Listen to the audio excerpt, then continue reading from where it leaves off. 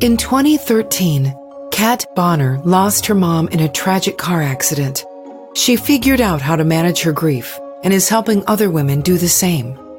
On this podcast, you'll hear from other women who have lost their moms and discover the exact coping strategies you need to get through the day and be in the best place you've ever been. Don't miss another episode. Subscribe today. More information can be found at katbonner.com/podcast. And if you'd like to join a group of like-minded women, head to Facebook and search for the Life After Losing Mom community. Lastly, if you're looking for help managing your grief, book a complimentary connection call at katbonner.com. So before we get started with the episode, I just want to share something with you. I'm sure you've heard multiple times that grief is an individual process. Well, the people you heard this from aren't wrong, because it very much so is. You're probably wondering, how can someone help me when they grieve differently than I do? That's why I'm so passionate about one-on-one coaching that is totally customized to you and your pain points. I let you guide me to ways I can help you. I can only take on 3 clients at a time, so the spots are limited. I'd love for you to tell me how I can help you in your grief journey.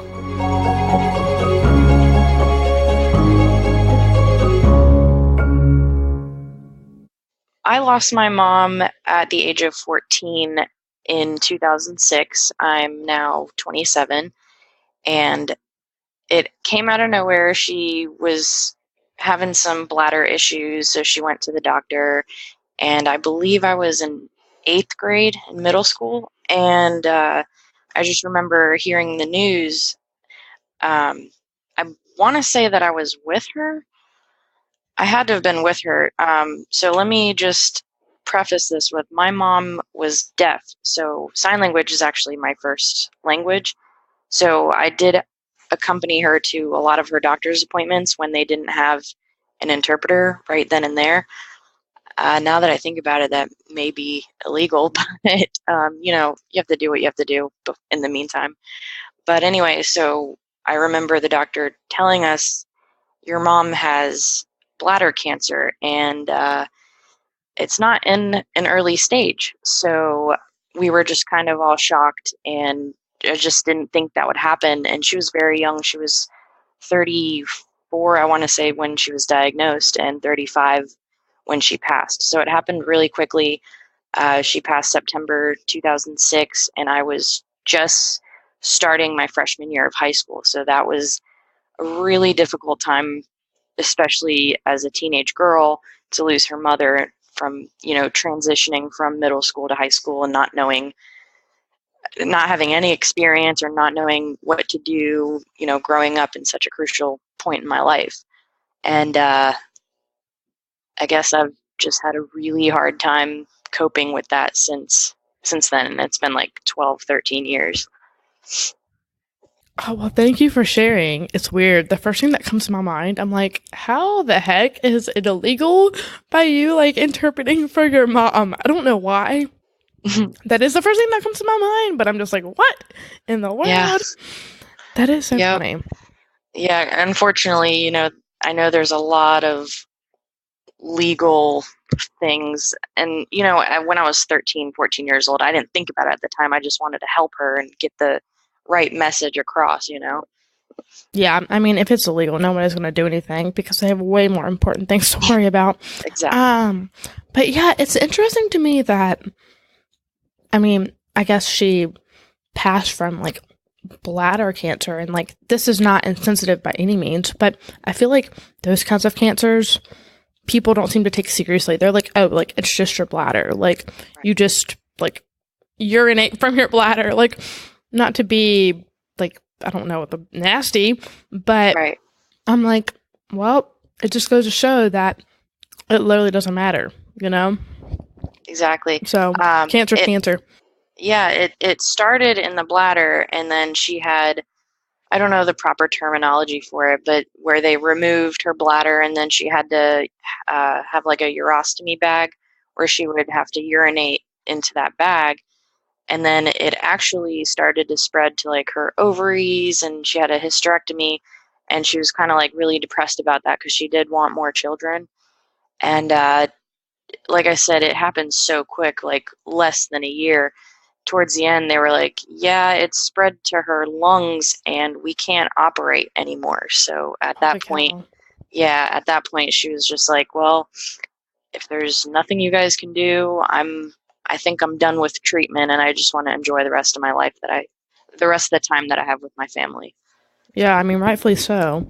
It's so interesting to me, like, 14 is very, very young, but you're still young, and you've lived almost more of your life without your mom than you have with your mom, and that is crazy.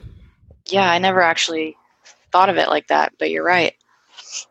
It's like, okay, when you're, what, 29, technically, you would be, like, more years without her than with her, and, like, it just really goes to show how, I guess, our society frowns upon talking about death because people in their 30s have both of their grandparents. Right. Which, I mean, is fine, whatever, but that's why, like, death needs to be, talked about. And I wonder, too, and it's always different for everybody, but I mean, even losing your mom or losing a parent when you're, like, 1 or so. I mean, yeah, you lost your mom, but sometimes I wonder, and, like, especially if your other parent gets remarried, then it's like that other person is more like your mom. I don't know, at this point. Yeah. I'm, like, kind of rambling, but I'm curious, how did you manage, like, that transition in high school? Because that was, like, it seems like a very pivotal time, to need your mom. Well, to be honest, a lot of it is a blur, and I know it's cliche. I didn't when I was younger, and people would say, "Yeah, I don't remember a lot of this stuff. I try to forget about it." I didn't understand that. I'm like, how is that possible? The brain is such a crazy organ in your body that now that I've gone through all this and looking back, and I'm like, I really don't remember a lot. Some of my friends would be like, hey, remember when we did this? And I'm like, no, not really. And I feel bad. I feel bad, but it's like I'm not trying to do that on purpose. But I guess it it was hard for me personally because I had no relation with my father, and my stepfather was not the greatest caretaker. He just kind of did his own thing. So when she passed, I had a little brother who was 8, I want to say, and I basically had to grow up like instantly and take care of him, feed him, make sure he got up for school and all that kind of stuff. And I guess that just made me mature so much quicker than my peers. So I guess I really didn't have time to grieve at that point. And I don't know if that's taken an effect on me now. You know what I mean? Yeah, you definitely think about that. And a lot of people say, like, oh, like, keep busy, it'll help your grief, like one of those grief myths or whatever. But sometimes you literally, like, I think about your situation, and it's like you really didn't have time to grieve. Like, it wasn't on your mind, And it's almost like, it's not that you weren't allowed, but you literally, like, were not capable of it, which is crazy to me. So was it mainly through, like, high school, I guess, where you kind of didn't really grieve? And then you, like, when did you start grieving, do you think? I want to say, so my freshman and sophomore years, those were both like the blur years where I don't really remember a lot. And I actually, my junior year of high school, I did move in with my dad to try to form some type of relationship.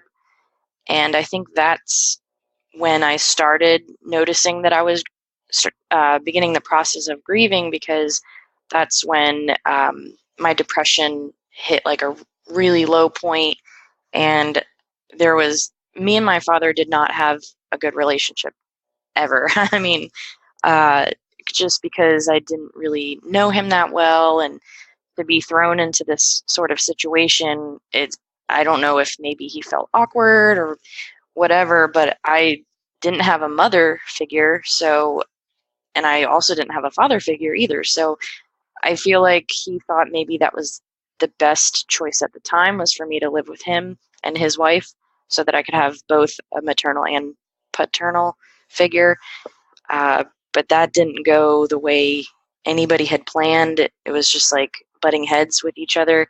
So I think that year, my junior year of high school, is when I started to grieve, because there was even a point in time where I was starting to self-mutilate. I was cutting my wrists and stuff, and it bothers me when people make fun of that kind of behavior, but I've experienced it, so I know what that's like. And it wasn't a cry for help. Well, I guess it was a cry for help, but it wasn't like I was trying to get attention from anybody. It was just a way for me to, you know, I guess try to get these feelings out that I had no healthy way to do so.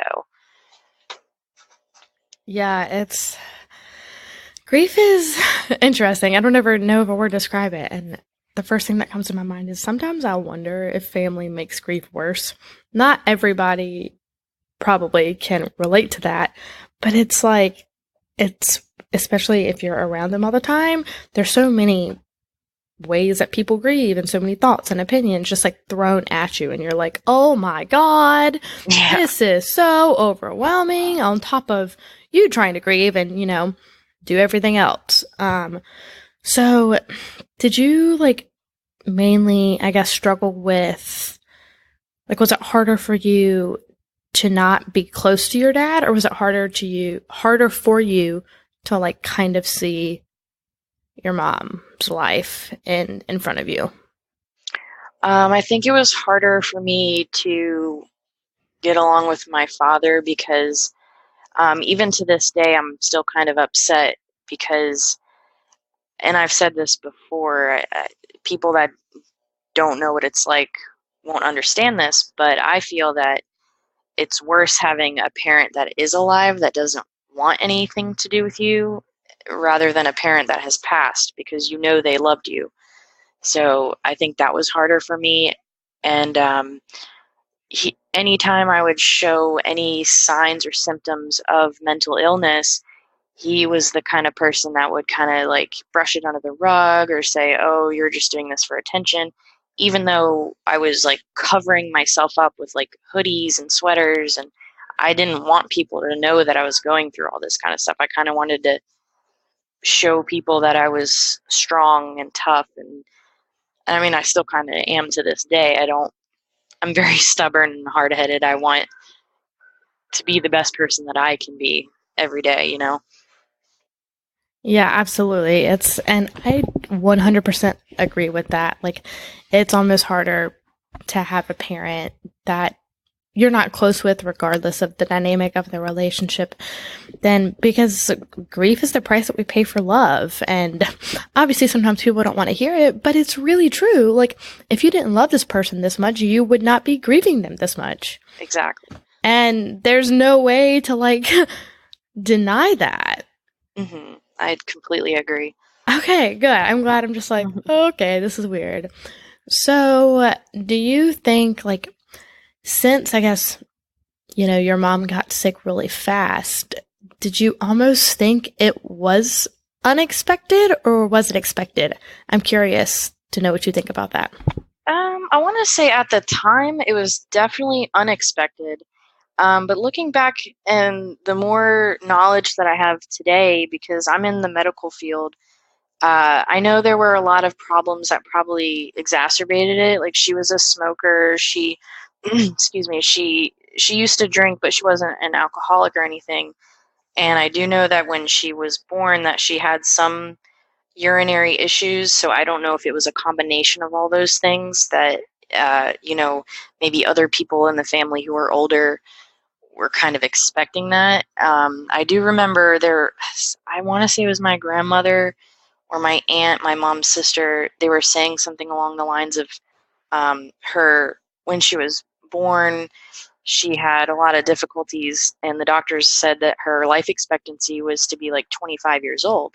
So I think to them they expected it, but for me, I had no idea. I thought, she'd be alive to see me grow up, get married, have children, whatever, graduate, all the important milestones that people go through. Yeah, absolutely. Do you think that maybe a lot of I wouldn't say anger or resentment, but a lot of the negative feelings from your grief came from her being sick or just her passing away in general? I want to say probably her passing away. I mean, I understand it's not her fault. These things just happen. I know there's scientific and medical reasons, but you see people that smoke 2 packs a day and then they live to be like 89 years old, 90 years old, and then people that have never smoked a day in their life, and death is a crazy thing. They could be so healthy and then they'll just die. So I think I was more upset about not the cancer, even though cancer sucks, but definitely about her passing, because it happened so fast. There was no time to process everything and make amends. You know what I mean? Yeah, absolutely. And I think a lot too. And they're like, oh, your mom's death was unexpected. How do you manage that? And I'm like, regardless whether your mom died expected or unexpected, even if you know in the back of your mind that she's going to die, you cannot prepare yourself for what's coming, because first of all, you don't know what's coming. How nobody does. So I hate that comparison. I mean, yeah, it's nice to look at not nice. That's a terrible word. I know what you mean. It's interesting to look at the differences and how people handle it each time. But I'm like, no, it doesn't. Death is death, and it sucks regardless of how you look at it, which is insane to me. Right. So you were older than your brother. Did you have I guess during, high school, after that, did you meet other people? Did you have a support system? How did you start to grieve? Did you do it by yourself?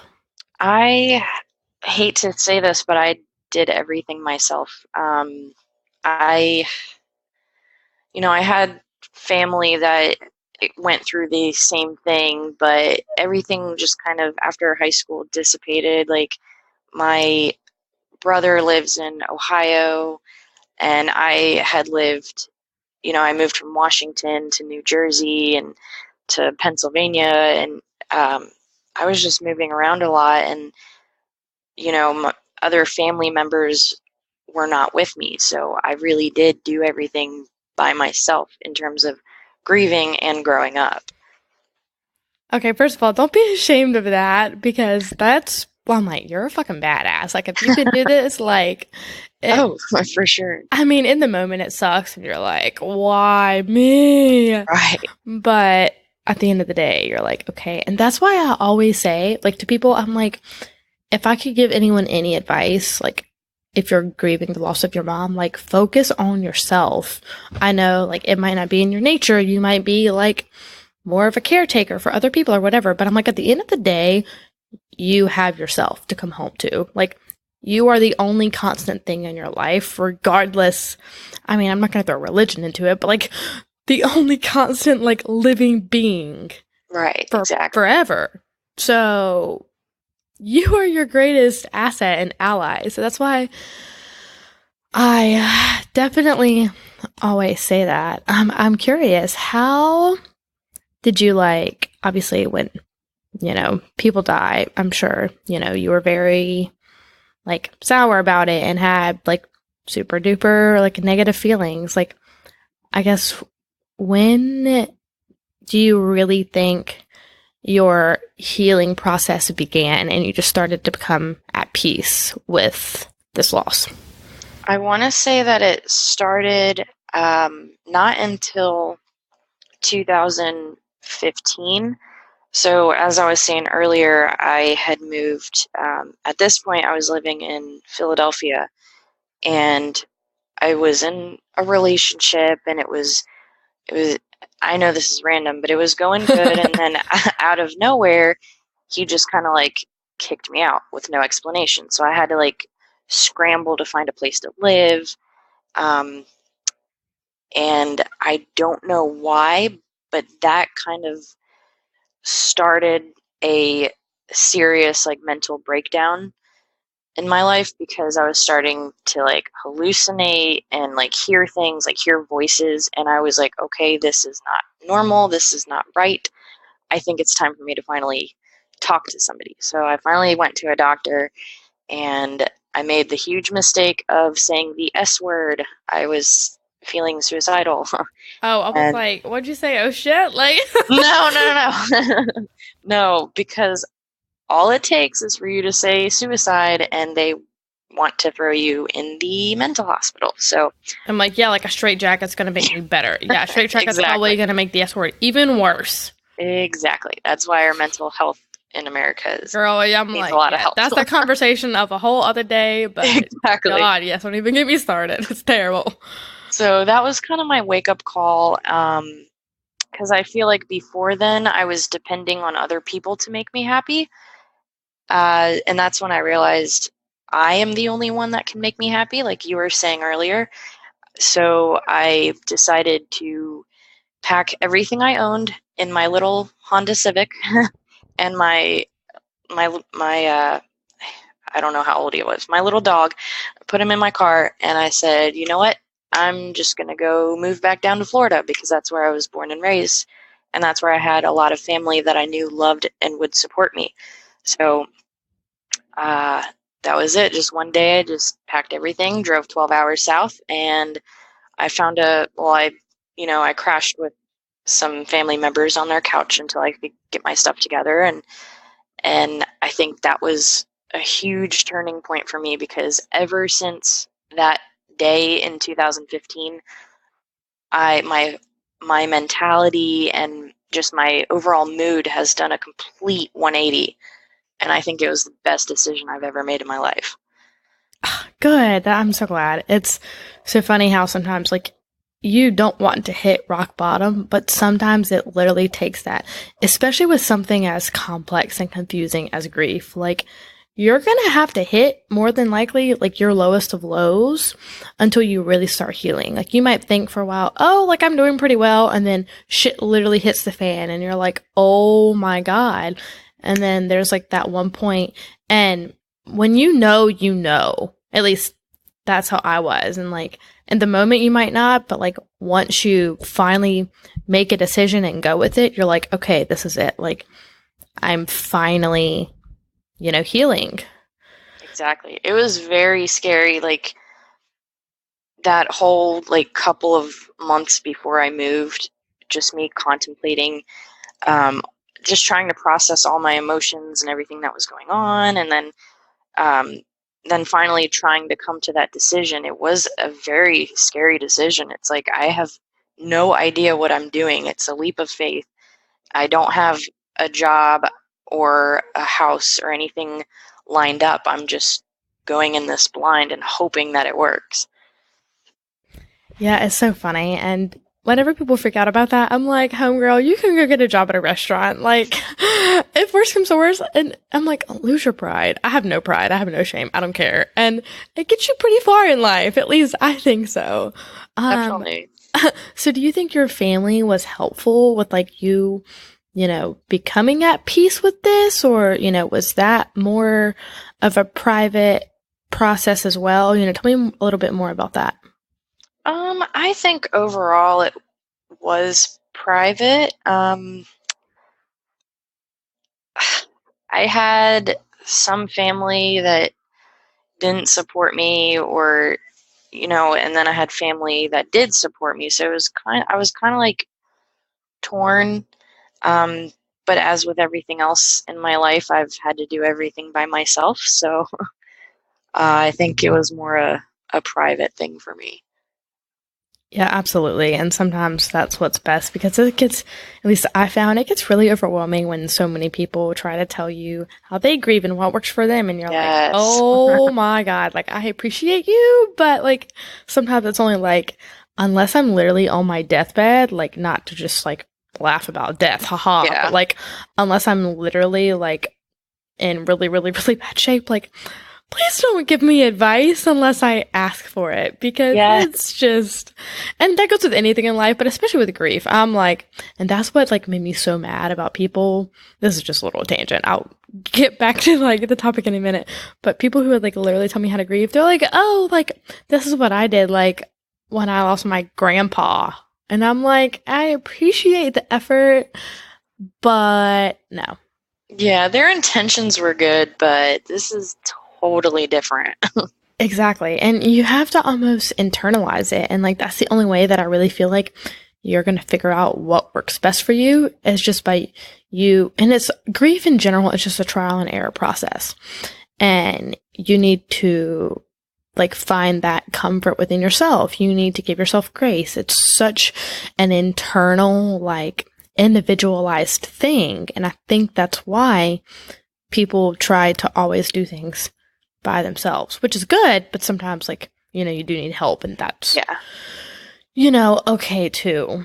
So was there like a certain like lifestyle change that you did, you know, a certain habit that really helped you like heal, or was it kind of gradual?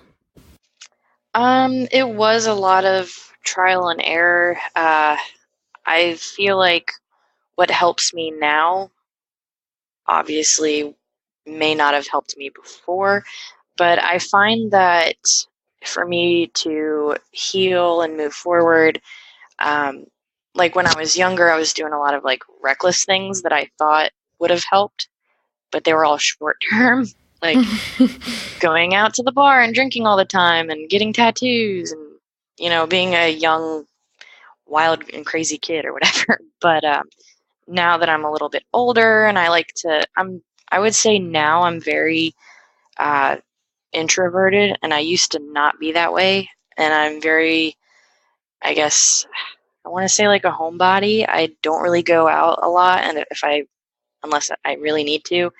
I think what I like to do now is I just try to find different hobbies that'll keep me busy to try to, you know, take my mind off of things, because my mind is never quiet, especially at night. It's just a mile a minute thinking about all like the worst possible things and just replaying everything over and over again. So like I do a lot of arts and crafts. I play music. I try to teach myself new instruments. I sing. Like I said, just trying to keep busy with something, especially something hands-on, because then you're kind of like, I guess, multitasking and not focusing on all the negative. And I also find that now, I used to never do this. I used to, I guess what I'm trying to say is now I'm very in touch with like nature. And I know this sounds cliche, but now that I have an appreciation for nature, I just take every little thing in, and it just, I guess, helps me personally to be more in touch with like her spirit and everything. Girl, you are my soul sister. I love this. It is so funny how like I really, once again, this is also going to sound cliche, but really like putting yourself in a peaceful setting, you become at peace with the really shitty things in your life, i.e. losing your mom and death and just really morbid things in general. And when you really get that like positive outlook, that's when you become at peace with the loss, because you know, you're like, you know what, like even though death is permanent, like eventually like you're going to be with this person again, regardless of your beliefs, like, and it's just a part of life. It's a part of like the life cycle, and that's okay. It's expected and it's normal, and it's, well, I hate the word normal, but it's just all, you know, a part of the cycle. It's so funny though that you mentioned like arts and crafts and music, and It's so, so important. And I literally cannot stress to people enough. Like, they're like, oh, like, I don't know how to like get my emotions out. And the society, and I think just grievers in general, have this idea in their head that like literally the only way to express your emotions is to write about it or talk about it. And I'm like, oh my God, that is so not true. This is why people don't heal, because they might not be talkers. They might not be writers, and they don't like realize, you know, when you were saying like, you know, go out in nature, play music, like arts and crafts. And like, sometimes you literally, once you have somebody who can tell you to like, maybe you should try this way to express your emotions, you're like, oh my God, it's so healing. And it's like that one thing that can literally change your grief forever. And I am curious, this happened to me, and I'm sure it can happen to a lot of people too, but did you like have trouble almost like rediscovering your hobbies and, you know, like your passions after your mom passed? I think maybe, actually, the more I think about it, yes, because growing up, I always focused on music. Like, that was my thing. I was always in choir, I was always in band or orchestra. And then after she passed, I really, like, I guess not even intentionally thinking about it, but I just stopped doing anything that had to do with music. And just very recently, I've started picking it back up. And I think subconsciously that's a sign of like things are getting better. It's so funny that you say that, but yeah, and I think a lot of times too, like after the loss occurs, it's not that you don't know what your hobbies are, but it's like, I don't want to participate in this, because the, you know, the thought that probably goes through most people's heads is like, I don't want to be happy. I don't want to try to be happy and, you know, live this life without my mom. And then, I mean, it's all about, you know, your phases of grief, and are you ready to try to like get back into things that you like? But once you do, it's so crazy how like you don't need to talk. You don't need to like do anything particular. You can literally just be. And like that is so, and it's so funny. Like, this is going to sound stupid, but you were saying, you know, feeling your mom's spirit. It's like, you know, it could be the shittiest day that you've had in a really, really, really long time. And it could have been raining all day. And then you see the most beautiful sunset and you're like, oh my God, this is such a sense of peace. Do you feel that way? Maybe I'm just crazy. I definitely do. Yeah, I definitely do. Did you notice it happen like a little bit or a lot of it, or did you just like, does that make sense? Maybe I'm just kind of rambling again. Oh no, I want to say probably a little bit. I have to keep reminding myself that she's here in every sense. Like, I remember I used to go talk to counselors and see doctors and all that stuff, and I just wasn't comfortable with it. Like you said, some people aren't talkers. But I lost my train of thought. Somebody told me, and this like really struck a chord with me. They said to try and slow life down. So if you're cooking dinner, just try to take in all the little things, like when you're cutting the vegetables or, you know, boiling the pasta, just little things like that. Or when you're in the shower, just take in all the water that's running down on you and just actually feel it and be there in the moment and be mindful instead of just like rushing all the time, because that's where we start to get all of our crazy thoughts and negativity, you know? Oh my God. Yeah, it's so true. And it's funny that you mentioned that, because people have this idea that go, go, go, get back to your normal life. Like, be busy. First of all, busy is one of like the biggest grief myths.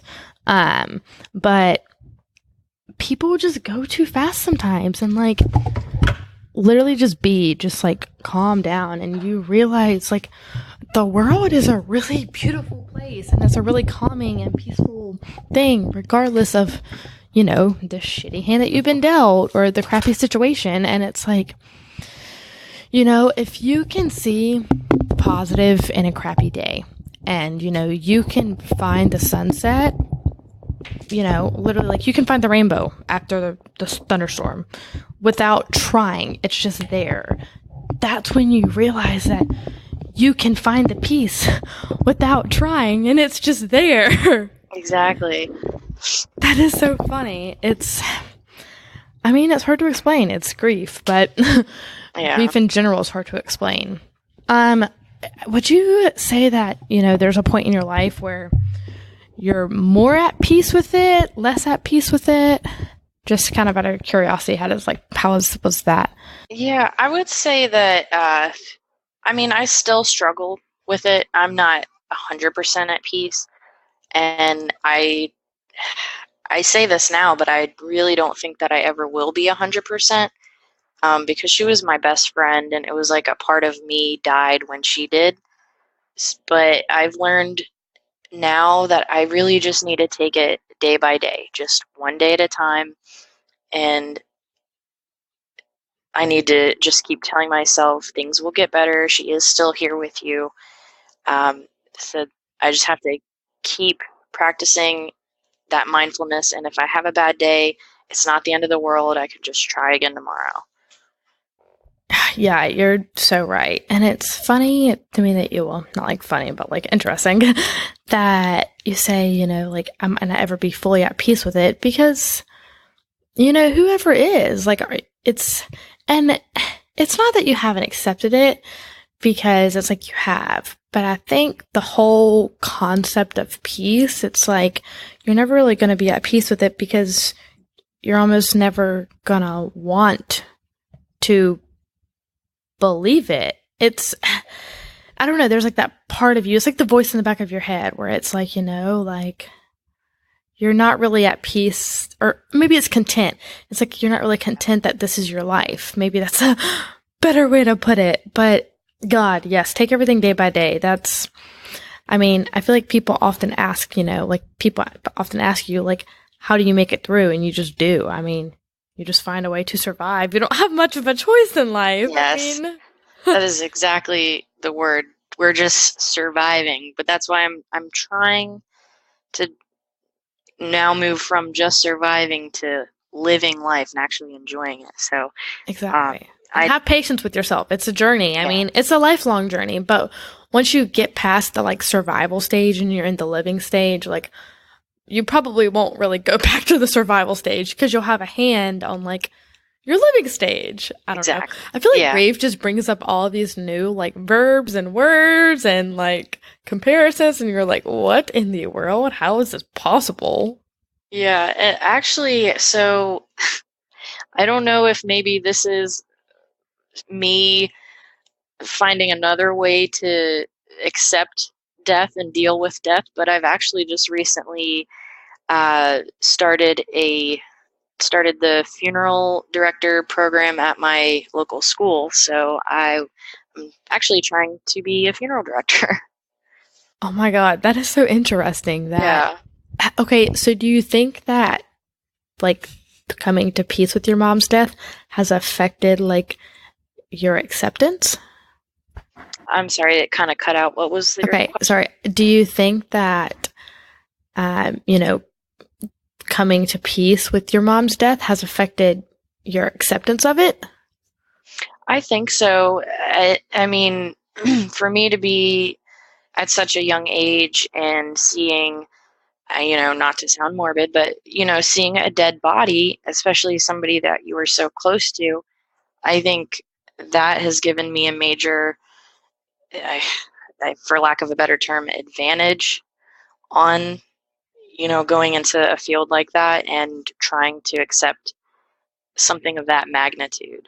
And it's like, if I can handle that, then I can handle anything, Yeah, absolutely. That's like when you realize it's like nothing, like grief makes you resilient. And like once you get through grief, you're like, all right, like even though this sucks and like even though this, whatever I'm going through in life is really hard, like I always have to catch myself. Like when I think that like I really can't do this, it's like you can do this. It's just 20,000 times harder because you don't have a mom. And that's why you think you can't do it, because it's like, how can you do this without your mom? And it's like, you literally made it through losing your mom. There's nothing that is worse than that. So Exactly. I completely agree. I'm curious though about like you wanting to be a funeral director. Does that not freak you out? Because I personally hate dead bodies. I'm like, oh my God. So my personality, and I guess, everything that I've been through has something to do with it, but I have a very dark sense of humor. I'm into like all the like witchy kind of stuff, and I love Halloween and horror movies and that kind of aesthetic. And like I said earlier, I work in the medical field, so I've seen quite a number of dead bodies. So, I mean, I'm not at the point where I've done any labs or anything, where we're working on cadavers.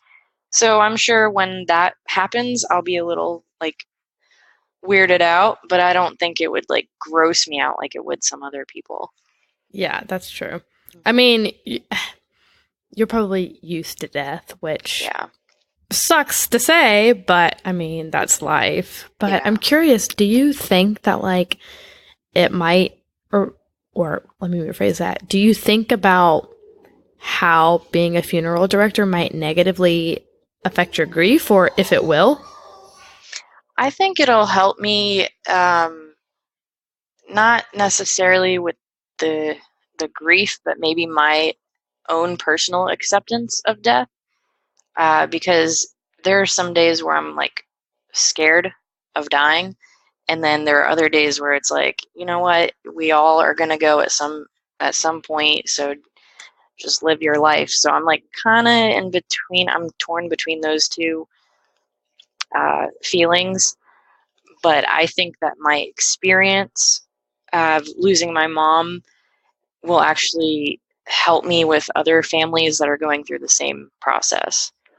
Yeah, it's when you put it that way, it makes a lot more sense, because it's like you're doing this for all the right reasons, It's just like a part of you helping other people and a part of you sharing your story, and this is what manifested from it. Like I said, if you were working in a morgue and like maybe like transporting dead bodies, that would be different. But like a funeral director is like sad, but when you get to help somebody, I'm sure, who, is able to have a really good funeral for their loved one, or, that sort of thing, or even just shine a light on like the negativity of death in general, like it's literally going to change their life. And kudos to you, because it takes a very special kind of person. It's just depressing to like be around sometimes. It's just like the people. But will you be around, like, is it a very people oriented role? Like I just don't know anything about a funeral director. The funeral director, from what I understand, is basically the person in charge. They run the whole funeral home. But you also, in my program, you have to know how to do the embalming and how to restore, the makeup and the fate of people's faces and things like that. So ideally, in the end, I would love to be a funeral director. So that part is very people oriented, because you're working with people about how they want their arrangements. But I think when you're starting, like when you're an apprentice, you're doing a lot of the embalming and things like that. And if there's a crematorium in the funeral home, so a lot of that is behind the scenes. I don't think that like an embalmer would be really too face to face with the general public. That's very true. And it's interesting to me that it doesn't seem like embalming a dead body would bother you, but being in a morgue would bother you. Do you, that being in a morgue would bother you. Do you think it's because there's multiple dead people in one room versus one dead person? I don't think that a morgue would actually bother me either, because so I work for our local fire department, and I'm actually in talks right now with somebody that works at the city morgue, and he's going to try to, allow me to come in for, maybe a couple hours to kind of do like a tour of the morgue. So I think once I have that experience down, like once I've gone to an actual morgue and see how it is, that might give me like my first real like funeral experience, I guess. Yeah, no, that makes sense. So do you ever think about like, I'm assuming you've probably always been kind of comfortable with death or darkness and like that sort of thing.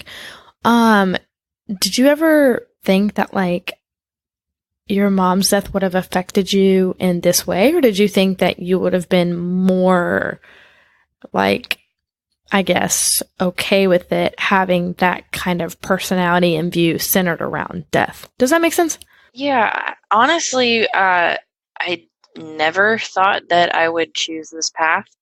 I've after high school, during and after high school, I had all these different like ideas of what I wanted to do, and um, like even at 27 years old, I still didn't know what I wanted to do. I had actually previously gone to school to be a sign language interpreter because everyone was like, "Yeah, that's an easy A. You already know sign language." So, um, so I went to school briefly for that, but something. I mean, I had a lot of stuff personally happen, so I had to drop out of school. But something I don't know what happened, but I just had like a light turn on in my head. It was an aha moment very recently, and something drew me to this profession and career. So I'm not sure where that came from. Like I said, it just happened one day, and I was like, oh, actually, I think I really want to be a funeral director. So I don't know what drew me to it, but here I am. It's so funny. Sometimes you don't really need to know. It just happens. And you're like, all right, like whatever, I'm going to make the best of it. Exactly. But have you always been this kind of comfortable with death, or did it just happen, you think, like as you began to heal from the loss of your mom? I think I was not always comfortable with it. I think it was a gradual process. That's good to know. I mean, it's nice that you are comfortable with death because, I mean, hell, it's a part of life. It's just like the life cycle and society in general. I'm curious, how do you like react around people who are so uncomfortable with death? Like, does that bother you? No. So I'm a 911 dispatcher, and we have to remain calm no matter what. So I talk to people 12 hours a day, 7 days a week. I say 12 because our shifts are 12, but I'm not physically working 24 hours a day. But, they're calling because, somebody may have just got hit by a car, or, their house is on fire and they're freaking out. So I have to be that calm voice on the other side of the phone, so I'm kind of used to, what's the word? Just tranquility, maybe? Yeah, just trying not to make the situation worse for the other person. Yeah. And I've always just had a very caring nature, like I said earlier, losing my mom and then immediately having to take care of my brother. So I think that caretaker role has always been a part of me. That is so interesting that you're like a 911 dispatcher now. I just want to like literally pick your brain. Do you ever get like angry? Because sometimes I see like ambulances driving down the road. I'm like, fuck this. Like, I hate ambulances. Like, they don't save lives. And then sometimes I just see myself getting really bitter. It's not all the time, but like, do you notice yourself thinking those thoughts just being around it? Or once again, maybe I'm crazy. No, I mean, it is a very, very high stress job. And I think that's why I'm trying to look into getting out of it. Fair enough. It's like a love-hate relationship. Like, I love what I do. I love the fact that, I can help people in their worst moments. But at the same time, the mental stress of it all just piles and piles on. And then, before this job, I used to be able to separate work from home. And now it's like I'm on the verge of having PTSD because of how crazy it gets. So, it's just insane. Yeah, I could see you wanting to take maybe more of a holistic almost approach to death, like just a calmer environment where you're still helping people. Yeah. But I feel like just working in a call center like that would just be trigger upon trigger upon trigger of just grief. And oh yeah. Not to mention death is an overwhelming thing and grief is an overwhelming thing. And you have people on the other line freaking out. I would be like, oh my God, and especially if, I don't know, maybe the person on the other line is like, this person's already dead, they don't have a pulse. I'd be like, well, shit, I can't help you. Yeah, I don't know. my That first sounds super insensitive, but I would be like, I don't know what to say, Yeah, the first call I ever took where they were like, yeah, he's not breathing, I completely froze. Luckily, you have somebody with you that's training you, so they'll never really let you drown. No pun intended. But my first call, I was like, oh my gosh, what do I do? Even though chances are, I hate to say it, but they were probably already dead. It wasn't there's, in our agency, we always at least want to try. So if you can try to do CPR, let's go ahead and do it. Unless you think they're beyond any help, let's get them on the ground and start those compressions, Exactly. Oh my God, that's so funny. I bet it's going to be nice to be in just a more calmer environment to something that's so overwhelming and so death is uncalm. That's probably a terrible analogy, but I bet it would be actually pretty fascinating to do funeral work and be in oh my God, that's so funny. Yeah. So if there was somebody who came to you who, she had lost her mom and she's like, I'm really, really struggling trying to become at peace with this loss, what advice would you give her? I think my biggest thing, I'm trying, because I know that everyone deals with grief differently, so I'm trying not to say too much of what I experience or what I feel is the best way. But hey, you never know. It might help people. Exactly. So I would definitely tell them, be patient with yourself. What I do is I take every day one step at a time. I guess experiment in a healthy way, different ways that might work for you and what might not.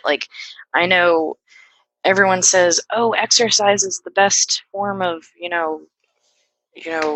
dealing with stress or whatever. But personally, I don't like to work out. And anytime I've tried, it just made me more angry. So it didn't work for me, but that's not to say it didn't work that it wouldn't work for somebody else. Oh my God, that's so funny. Yeah, being healthy is important, but let's be honest. Oh yeah, exercising is not the only way that you can. That's not the only thing that is beneficial for your grief. So if you hate going to the gym, there's something called exercising, i.e., walking in a garden.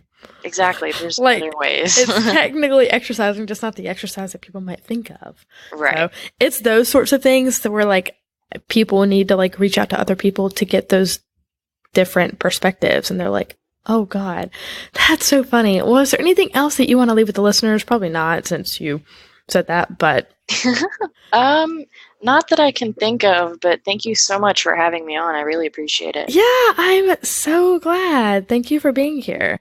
Hey friend, I hope you enjoyed this episode. Before you go, I have 4 favors to ask you. First, I wanted to let you know that I host a group for women where we share our day-to-day stories, challenges, and victories. If you want to come along for the ride, head to Facebook and search for the Life After Losing Mom community.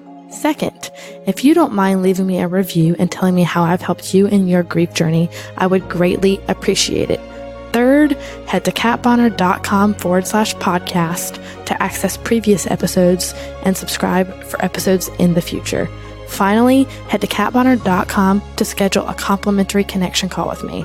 I'd love to know more about your grief journey. Always remember that despite losing our mothers, we have flourishing futures.